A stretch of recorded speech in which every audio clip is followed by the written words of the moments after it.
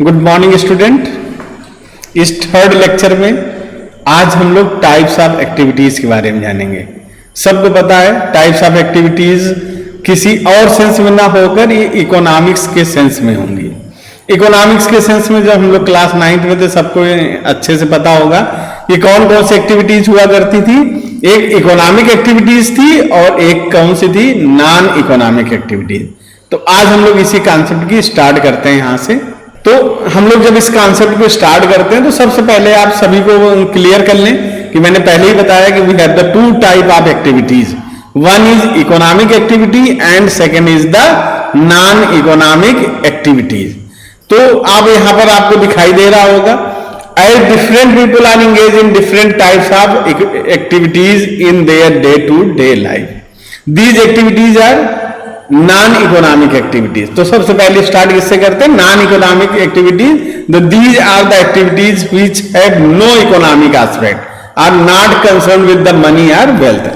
तो ये ऐसी एक्टिविटीज है ना तो यहां मनी से कोई रिलेशन होता है, न पीपुल्स का मोटो ही ऐसा होता है कि वो मनी को जनरेट करे। ऐसी एक्टिविटीज जब आती हैं तो उसको ही हम लोग क्या कहते हैं, नॉन इकोनॉमिक एक्टिविटीज। इसके कुछ एग्जांपल दिए गए, पहले आपको दिखाई दे रहा है सोशल एक्टिविटीज है। तो some peoples perform different type of social activities like participate in the social related societies activities. Societies activity कैसे हैं, कभी थिएटर प्ले किया जाता है जहां कोई भी मोटो नहीं होता कि मनी को जनरेट करना है, उसमें पार्टिसिपेट कहते हैं। सोसाइटी में गार्डनिंग का कॉन्सेप्ट होता है, तो लोग जाकर गार्डनिंग करने की कोशिश करते हैं, प्लांटेशन करने की कोशिश करते हैं, कंपेन इस तरह की लॉन्च करते हैं जिन कंपेन का किसी तरह का कोई इकोनॉमिक मोटिव नहीं होता। या फिर सैनिटेशन के वर्क में पार्टिसिपेट करते हैं, लोगों के अवेयरनेस को क्रिएट करने का काम करते हैं।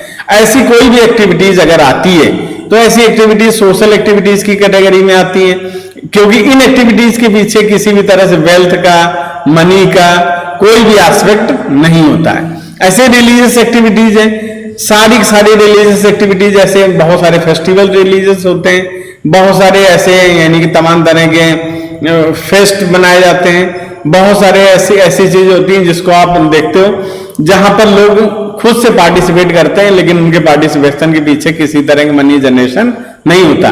जैसे अगर मेला लगता है कुंभ का, लोग जाते हैं उसमें पूरी श्रद्धा के साथ वहां पर घूम कर आते हैं, या फिर बहुत सारे लोग मक्का जाते हैं, मदीना जाते हैं।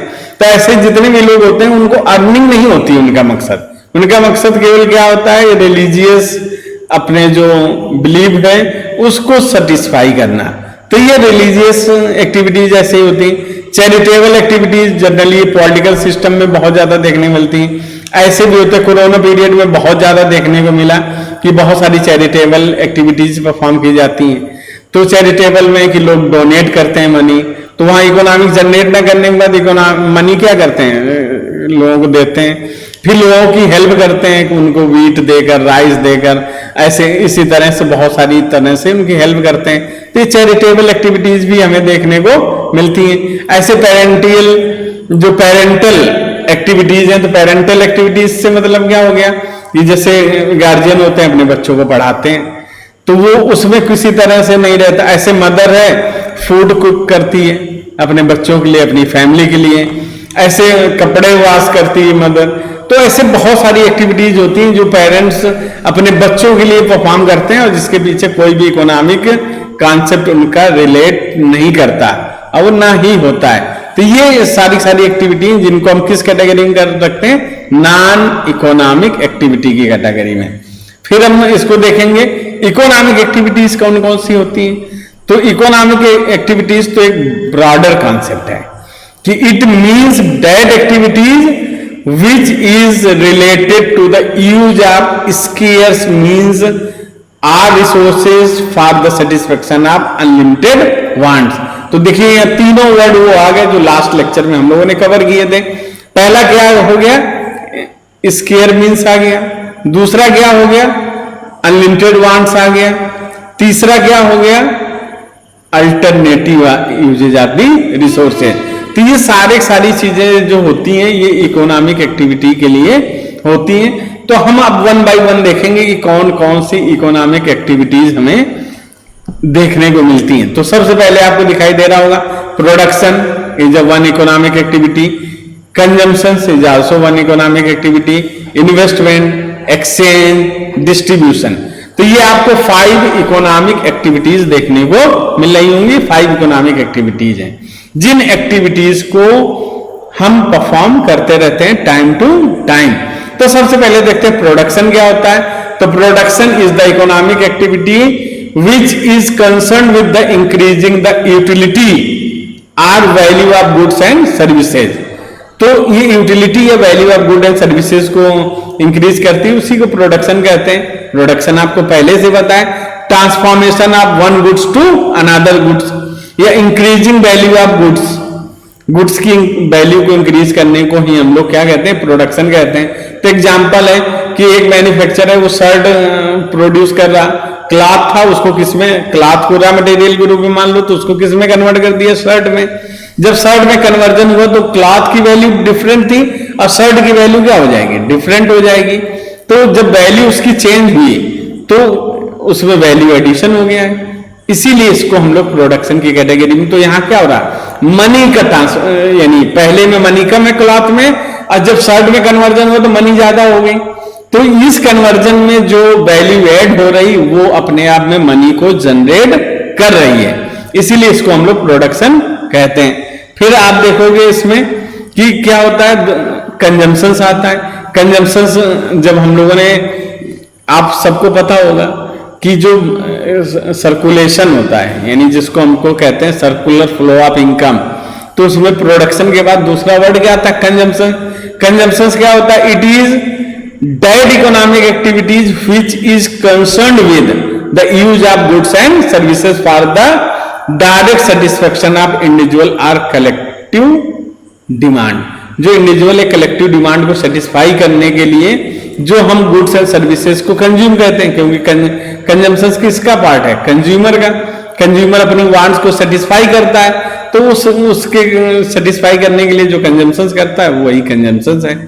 फिर हम इसको देखते हैं इन्वेस्टमेंट क्या होता है। इन्वेस्टमेंट तो वैसे भी क्लियर है कि जनरेशन ऑफ इनकम या फॉर्मेशन ऑफ द कैपिटल, इसके लिए एक अलग वर्ड यूज होता है, कैपिटल फॉर्मेशन। तो it is the economic activity which is concern with the production of capital goods to further production of goods and services. ये वो कैपिटल गुड्स हैं जो अदर गुड्स एंड सर्विसेज को produce करने में हेल्प करते हैं या प्रोड्यूस करते हैं। तो इसको हम लोग इन्वेस्टमेंट कहते हैं, because it transform one goods to another, मतलब it created a capital, capital create करते हैं। फिर इसके बाद आता है इसका अगला क्या आता है, एक्सचेंज। तो एक्सचेंज हम लोग देख लेते हैं, एक्सचेंज क्या होता है। एक्सचेंज वर्ड से ही हमें समझ में आ रहा होगा, exchange of goods and services. जब गुड्स एंड सर्विस को एक्सचेंज करते हैं तो उसको हम एक्सचेंज कहते हैं। एक्सचेंज के लिए दूसरे टर्म में हम क्या यूज कर सकते हैं, selling and purchasing of the goods. Goods का सेलिंग एंड परचेजिंग होता है, उसको हम लोग कहते हैं, इसको कई लोग कहते हैं प्रोडक्ट प्राइसिंग। एक्सचेंज को प्रोडक्ट प्राइसिंग के नाम से जाना जाता है। इसको आप देख रहे होंगे, आपके स्क्रीन में दिखाई दे रहा होगा, क्या डिफिनेशन है, it is that economic activity which is concern with sale and purchase of commodity.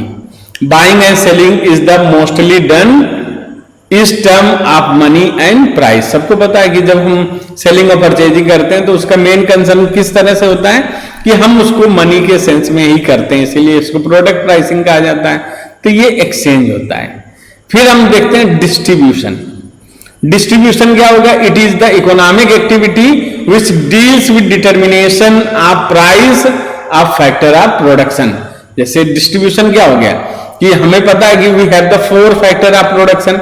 पहला फैक्टर ऑफ प्रोडक्शन सबको पता है लेबर होता है। फिर फैक्टर ऑफ प्रोडक्शन क्या होता है, लैंड होता है। फिर क्या होता है, कैपिटल होता है। फिर उसके बाद क्या होता है, इंटरप्रेन्योर होता है। तो these are the 4 factor of production. तो लैंड को क्या मिलता है, रेंट मिल जाता है। फिर लेबर को क्या मिलता है, वेजेस एंड सैलरी मिल जाती है। कैपिटल को क्या मिलता है, इंटरेस्ट मिल जाता है। और इंटरप्रेन्योर को क्या मिलता है, प्रॉफिट मिल जाता है।